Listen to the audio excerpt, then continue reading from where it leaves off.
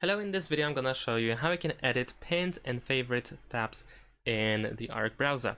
So in order to do some changes to the pinned and favorite tabs, what we need to do is simply right click those tabs.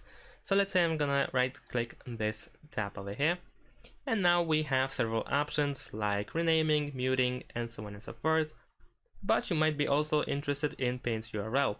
And over here we have edit pinned URL. By doing so, we will pretty much change the address of the pinned tab. So instead of this, I can just type, let's say, google.com, press save. And now if I open this page, you will see that I open Google instead. So I have changed the tab. Now I can also just rename it, remove the name in order to make it consistent with everything that is opened at the specific time. And the same goes with the favorite tab. We can do the same thing. We can change the URL.